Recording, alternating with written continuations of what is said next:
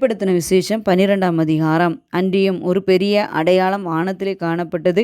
ஒரு ஸ்திரீ சூரியனை அணிந்திருந்தாள். அவள் பாதங்களின் கீழே சந்திரனும் அவள் சிரசின் மேல் 12 நட்சத்திரங்கள் உள்ள கிரீடமும் இருந்தன.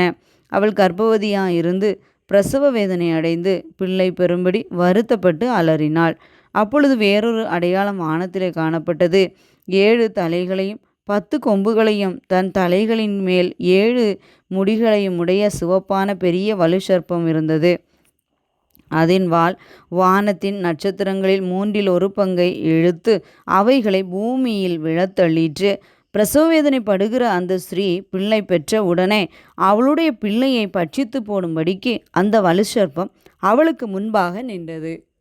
சகல ஜாதிகளையும் இருப்பு கோலால் ஆளுகை செய்யும் ஆண் பிள்ளையை அவள் பெற்றாள்.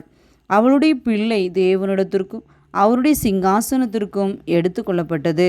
ஸ்ரீயானவள் வனாந்திரத்திற்கு ஓடிப்போனாள். அங்கே 1260 நாளளவும் அவளை போஷிப்பதற்காக தேவனால் ஆயத்தமாக்கப்பட்ட இடம் அவளுக்கு உண்டாயிருந்தது. வானத்திலே யுத்தம் உண்டாயிற்று.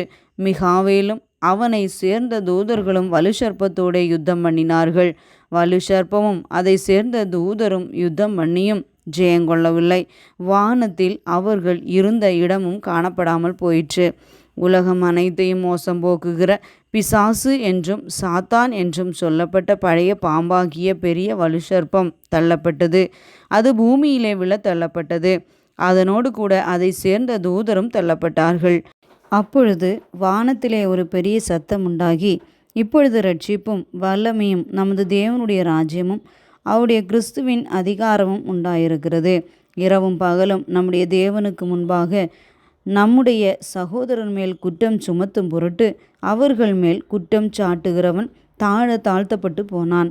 மரணம் நேரிடுகிறதாயிருந்தாலும் அதற்கு தப்பும்படி தங்கள் ஜீவனையும் பாராமல் ஆட்டுக்குட்டியின் இரத்தத்தினாலும் தங்கள் சாட்சியின் வசனத்தினாலும் அவனை ஜெயித்தார்கள். ஆகையால் பரலோகங்களே, அவைகளில் வாசமாயிருக்கிறவர்களே, களி கூறுங்கள். பூமியிலும் சமுத்திரத்திலும் குடியிருக்கிறவர்களே, ஐயோ! பிசாசானவன் தனக்கு கொஞ்ச காலம் மாத்திரம் உண்டென்று அறிந்து மிகுந்த கோபம் கொண்டு உங்களிடத்தில் இறங்கினபடியால் உங்களுக்கு ஆபத்து வரும் என்று சொல்ல கேட்டேன். வலு சர்ப்பமானது தான் பூமியிலே தள்ளப்பட்டதை அறிந்து அந்த ஆண் பிள்ளையை பெற்ற ஸ்திரீயை துன்பப்படுத்தினது. ஸ்திரீயானவள் அந்த பாம்பின் முகத்திற்கு விலகி ஒரு காலங்களும் அரை காலமுமாக போஷிக்கப்படத்தக்கதாய் வனாந்திரத்தில் உள்ள தன் இடத்திற்கு பறந்து போகும்படி பெருங்கழுகின் 2 சிறகுகள் அவளுக்கு கொடுக்கப்பட்டது. அப்பொழுது அந்த ஸ்திரீயை வெள்ளங்கொண்டு போகும்படிக்கு பாம்பானது தன் வாயிலிருந்து ஒரு நதி போன்ற வெள்ளத்தை அவளுக்கு பின்னாக ஊற்றிவிட்டது.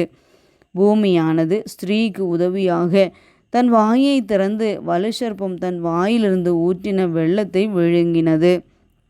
அப்பொழுது வலுசர்ப்பமானது ஸ்திரீயின் மேல் கோபங்கொண்டு தேவனுடைய கற்பனைகளை கைக்கொள்ளுகிறவர்களும் இயேசு கிறிஸ்துவை குறித்து சாட்சியை உடையவர்களுமாகிய அவளுடைய சந்ததியான மற்றவர்களுடனே யுத்தம் பண்ண போயிற்று.